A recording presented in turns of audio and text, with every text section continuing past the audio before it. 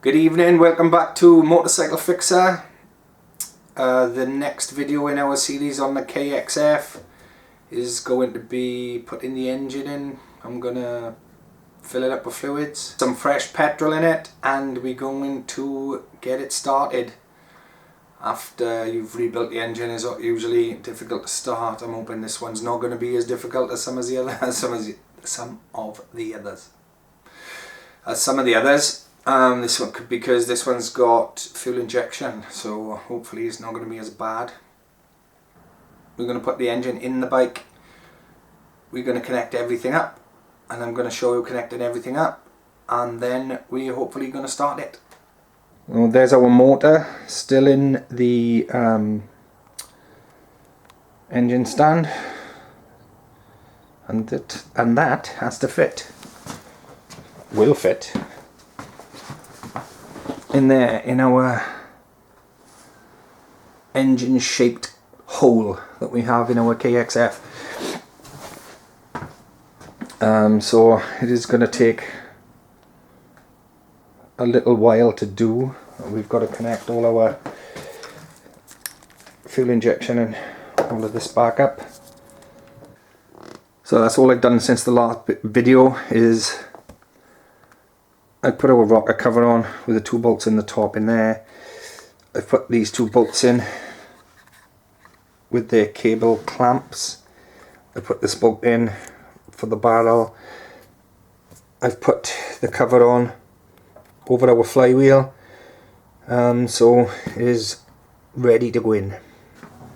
Right, here we go then, engine's going in.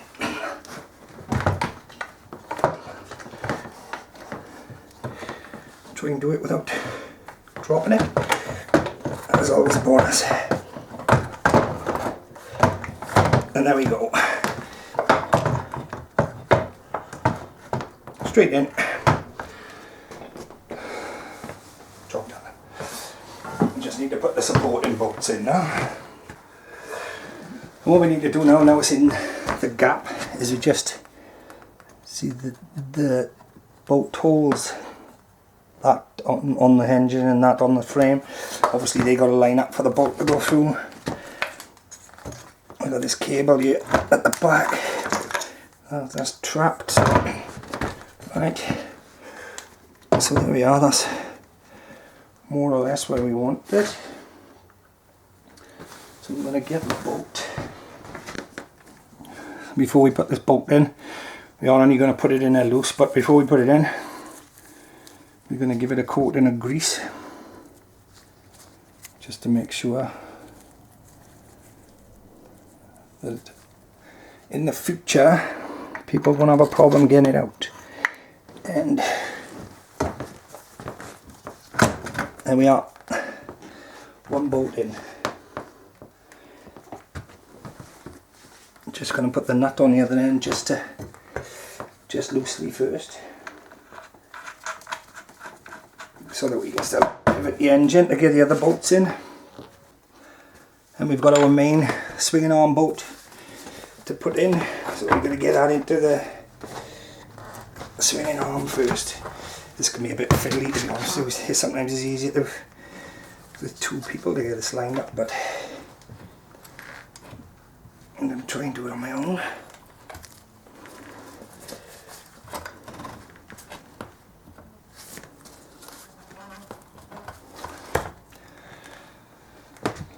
No. And now we're going to tap our swinging arm bolt in. Just jiggle things about a bit, just to get it through. There's the engine now. Jiggle the engine out. Come on. There we go. And this slot here fits in a slot between that slot on the frame, so that when you tighten the nut it doesn't turn. And then we're just going to put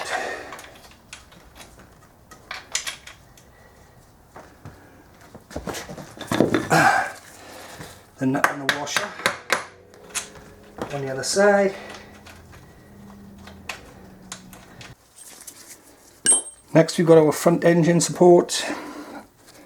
Make sure you grease the bolts up because it could be you that's taking it back apart at some point maybe. So there's the one.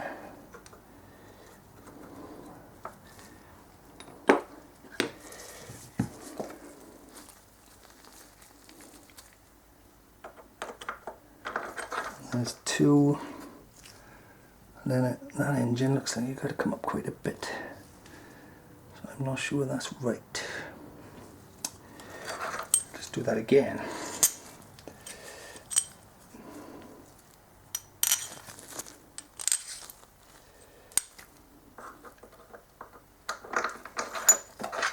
There we are, that looks more like it. And then our engine bolt. Lots of grease, maybe not that much, but and there we are. And we just got our other plate, the same, goes on the other side. And now that we've got all our bolts in, just going to put the nuts on them and tighten them all up. So there we are, that's pretty straightforward. Okay, so the next thing we've got to fit is our neutral indicator. First thing, we've got to fit our spring-loaded, can you see that? So there we are, our little spring-loaded plunger. That's what touches on the back of this switch to tell it the engine what gear you're in. It's got little pickups on the back, and each one of those is a different gear, obviously. The computer on the bike knows what gear it's in by whichever one of those, so yeah, it's pretty clever. Make sure the O-ring is on the front of there. I'm going to put a bit of grease on it just to freeze the fitment.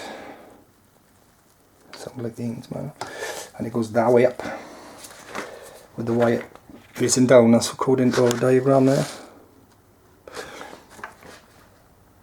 So there we are, and we can just press that in there. We've got two little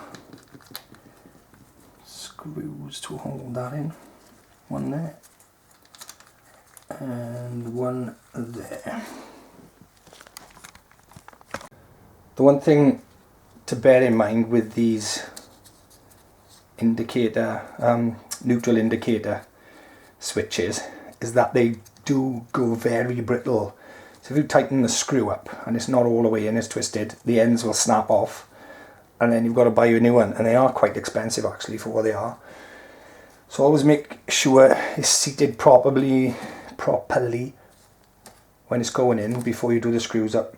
Also, I mean, a lot of the time actually, on the really old bikes, when you try to get it out, the ends just snap off. So they can be a bit of a nightmare. They get brittle, they do. Just something for you to bear in mind. This wire then comes off there and feeds around behind there. And let me move the camera up for you to see. There now are two wires, one from the stator and this one, go through these cable clips there and there on the side of our engine, and then I'm going to move it up again so you can see there. Yeah, we'll get that on.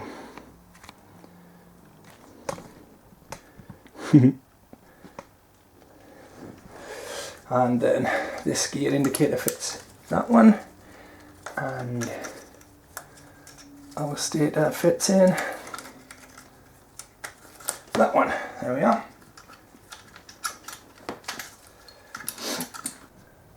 Next is for assembly is our output shaft. Sleeve these two O-rings. See them, got to go on first. Try not to damage them on the splines though. Just take your time, because otherwise you will have an oil leak on your output shaft. So there's one, and then there's two, and then this fits over and pushes those in to the back like that. Sorry, my hand is in the way, but yeah, I can't get it back out to show now. Anyway, the two roll rings are in there, and then that on there. Then our front sprocket goes on. This front sprocket isn't the best, it's hooked, so I'm going to put it on for now, but I will be changing this. I'm going to get a new one. So okay, so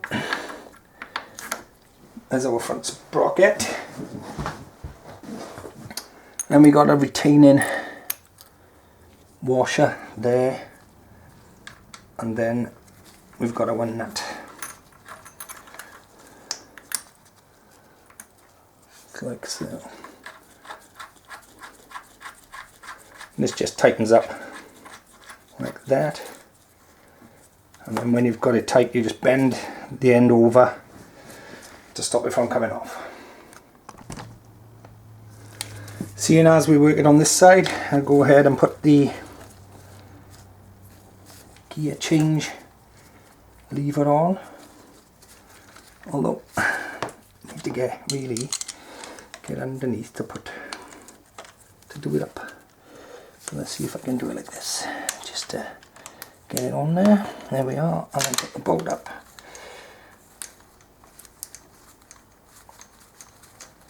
So there we are, that's our gear change lever on. Next thing to put on is our clutch casing. I've changed the seal for the kickstart shaft, so it's ready to go back on. Make sure you've got your little hollow dowels, one at the front there, one at the back at the top, and then this little bad boy, this washer there. If you do one of these bikes and you've got this left over, it's a little washer, and they're easy to lose, but that goes in there for the water pump shaft, and this the water pump shaft there has to go in there. So when you take the side cover off, this drops out, so always check that that's in there. See it? Yeah, check that's in there whenever you take the side casing off. This is nice and clean now, so I'm going to put our gasket on, sit it on the hollow dowels to keep it in place. Like so. You cannot put a bit of gasket sealant on it just to hold it in place, which I think I might do actually. Okay. Okay, so it's a little bit flimsy, so I'm just going to put a couple of dabs of gasket sealant on it, not a hard bit. Oh, a bit hard, that bit was. Yeah, just hold it so it doesn't drop down inside when you put the side cover on. So we're just going to put it back on the hollow dowels. Maybe if I put a bit there on the front, like that. I think I'm going to need a bit on the bottom as well. Let's put it just a bit. Don't need that much, but there on that hole there, is it? Just to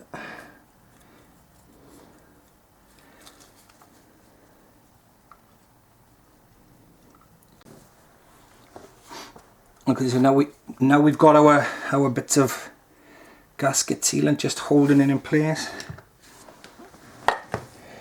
We're going to put our side cover on. You need to take the brake pedal and bolt it out the way so that it makes it easier. Obviously I don't think it'll go on without it, but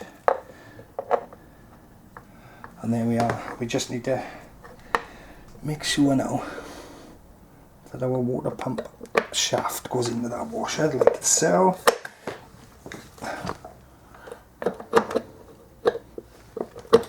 And then it just needs to go in.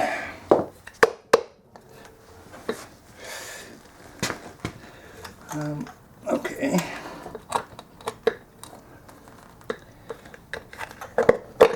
Maybe if you put that on a bit further like that. And whoosh. And there she is. That's our side cover on. So I'm just going to put the bolts around now. You don't need to see me doing that. Now it's time for our fuel injection to go in. So it's basically the same kind of thing as a carburetor. Just got to make sure all our wires are out the way. I know it's difficult, but I'm going to just slip them down in the back. There, like so. I know my hands are in the way, but that's basically it. Push it forward into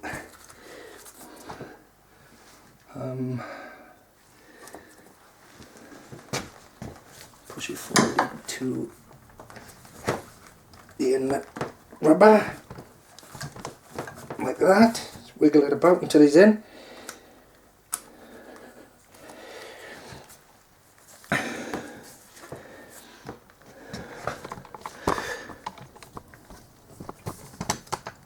And then, as you can see, it is difficult to get in there for a camera angle. We've got a little tab on the carburetor there. See the tab there? That tab has got to fit into this slot on the inlet rubber. So that's the only thing really that you've got to make sure is lined up. And just basically grab hold of it and jiggle it until you push it all the way in. Like so. You feel it click then, and that's in there. So now we can tighten up this clip that tightens the rubber around the fuel injection system. Okay, so I'm going to connect the coil up to the frame. It's got the earth wire on it there as well, so if you see. So we're going to connect that up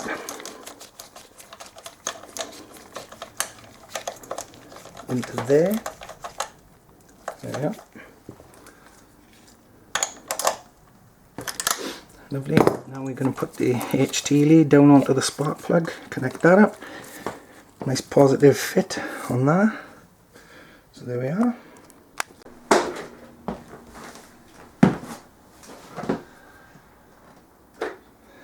The next chunk we're going to be fitting this tail subframe. So this needs to go. That's our fuel lines, which is a bit awkward, but this then needs to go on the outside of there. You need to make sure that this goes on the outside of there, and then we have to put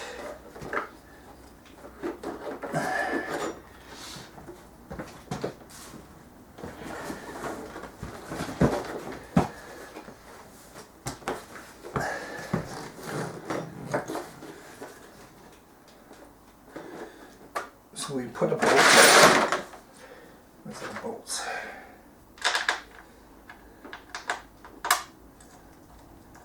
We're going to put a bolt in there, just hold it in place. And then we need to make sure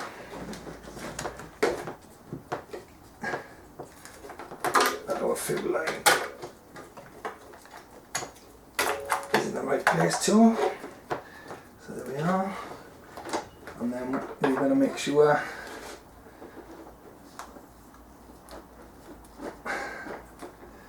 actually it might be easier to take this off, you know. Take this fuel line off.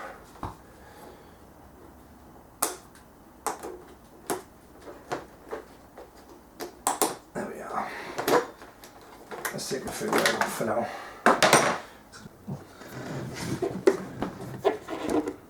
The next part now, I'm trying to get this air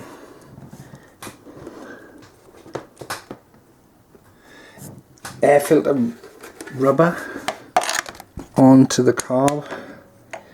It's pretty difficult to see, it's very difficult for me to see as well, but I'm going to try and get it lined up.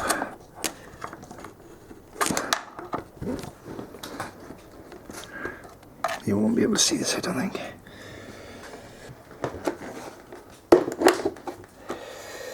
It is a bit of a pain to get this on, especially when it's stiff. But on she's going to go. Let's have a look at the bottom. See if I can see what's going on now.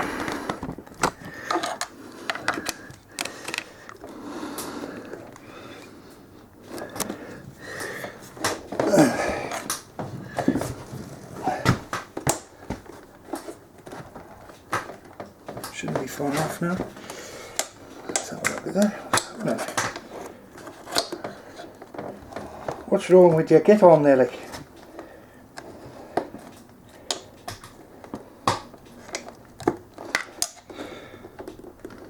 It's got to be somewhere close, surely. What do you think? Can you see better like it?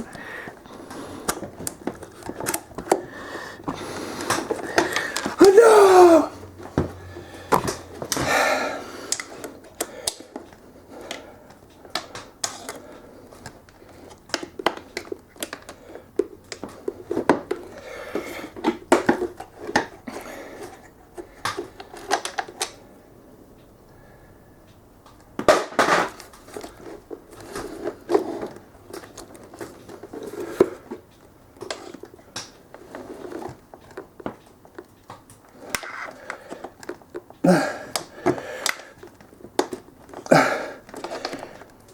There we are, man.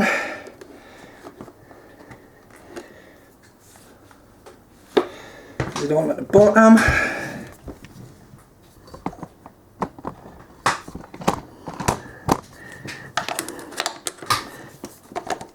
Yep, there we are.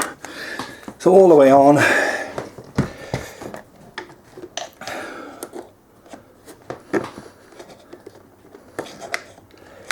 Put up a little bit of a fight, but we won in the end.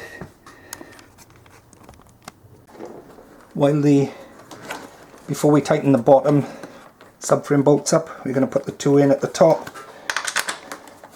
Make sure we can wiggle it about to get them in, and then we'll tighten, once all four bolts are in, we'll tighten them all then at the same time. So now that one's in.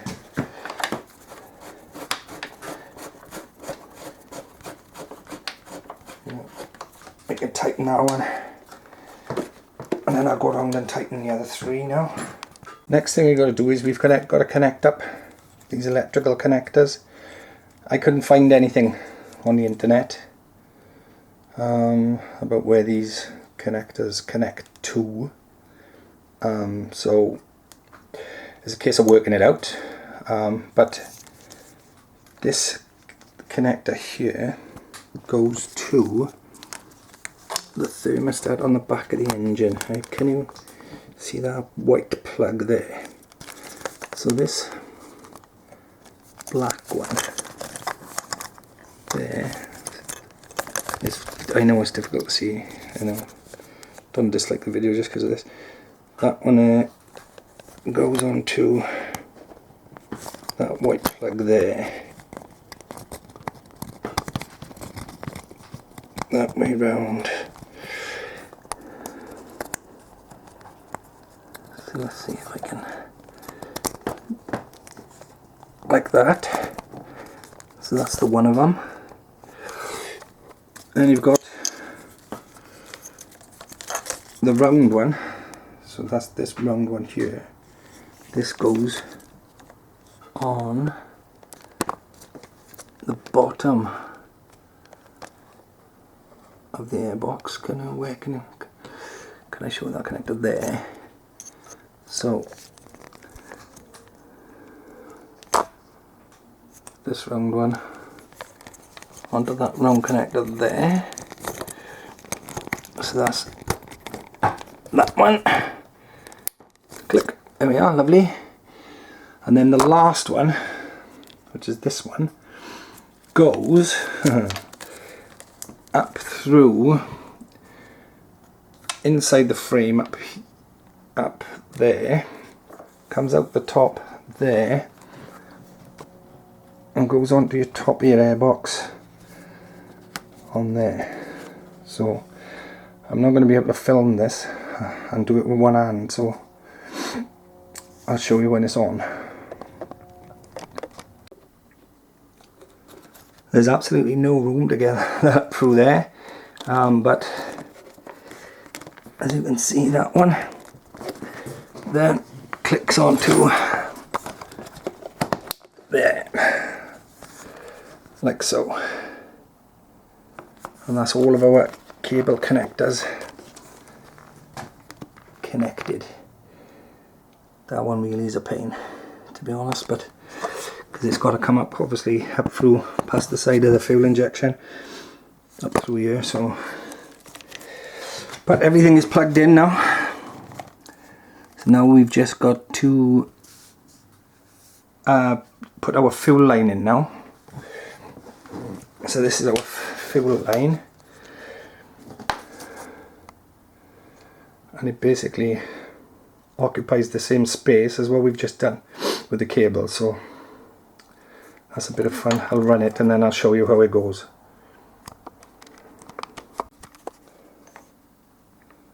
Alright, so it's not as bad as I previously thought, to be honest with you. This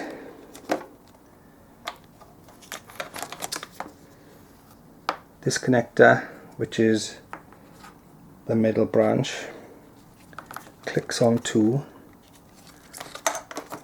the back of our fuel injection there. Then you've got this long end one, goes underneath the frame, clicks on to the one on the top of our airbox there, and then the one on the other end, this one, goes up to the fuel tank when we put the fuel tank on. So actually it's just a matter of connecting this one there, this one up under the frame, and then onto there, that one, and then that's the fuel pipe run. Okay, so there's the one on now. That's on the top of the airbox. There's the one on the top of the fuel injector, and that's the one ready then for the tank to go back on. That one is a bit fiddly. You've got to kind of push that part down. It's probably easier if you leave that pipe on the subframe when you take it off, but it is a bit fiddly. Times like this I wish I had 3 hands. Any of the older generation remember what film that's off? You can leave a comment below. So right, we're ready now. I'm gonna put the clutch cable on. So that's just an easy slot into this slot. So that's just an easy slotting into there, and then put in our cable. Just gonna put our cable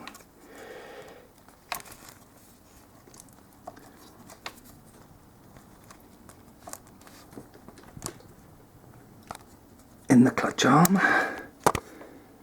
like that. There we are. That's our clutch cable sorted. It's still loose because I've disconnected it the handlebars.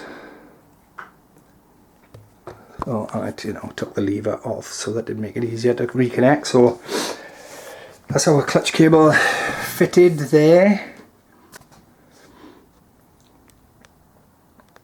So now I'm just going to, now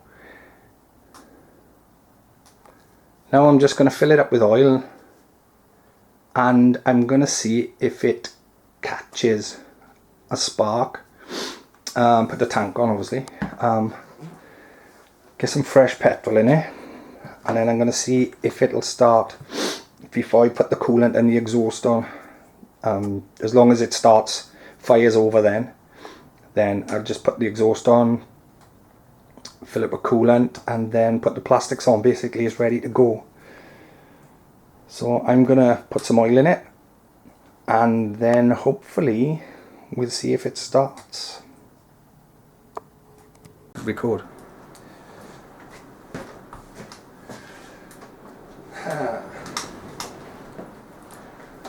Okay, here we go then.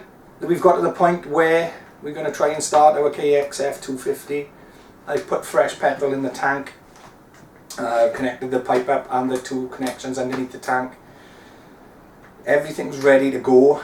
I haven't put the coolant in or the exhaust on because I just want it to catch so that I know it's going to start before I connect everything up, because then I don't have to take it all back off if there's a problem. As long as it catches, I'm going to stop it straight away, so I know then the oil has circulated around the engine, and then I'll connect everything up afterwards, and then I'll know it's running.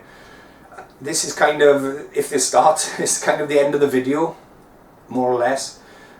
So if there is anything specific that you want me to show you on this KXF250 2011, then leave a message in the comments, because when this is started and it's running, then I'm going to sell it to move on to one of my other projects. So as I said, if there's anything specific you want me to show you on this bike, let me know in the comments below. Again, please subscribe and like this video if you like it, because it really does help me, and I'm trying to build the channel at the moment and it really does help. So thank you very much for that. Here we go then, wish me luck. Okay then, here we go. This can be either the best part of building a bike or the worst. If it starts, there's no other feeling really, well, no other feeling about working on bikes. If it starts. If it doesn't start, it can be a bit soul destroying, especially if you're kicking it for hours and it just doesn't start and you don't know what's wrong. But okay, here we go. There's auto decompression on it, so we can just kind of kick it. It's going to be loud when it starts though, because there's no exhaust on it, so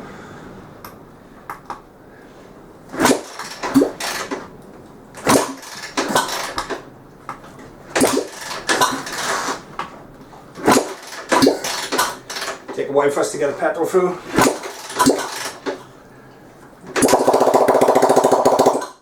Yay!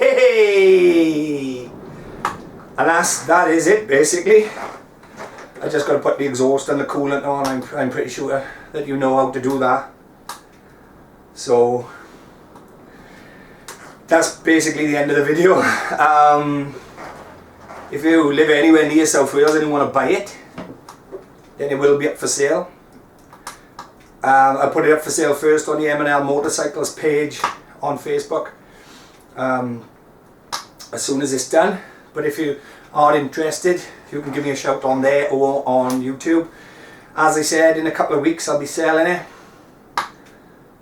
So if you want me to show you anything else on this particular bike, then put something in the comments. I'll try and get it done for you, but here we are. Should we have another go? One more kick.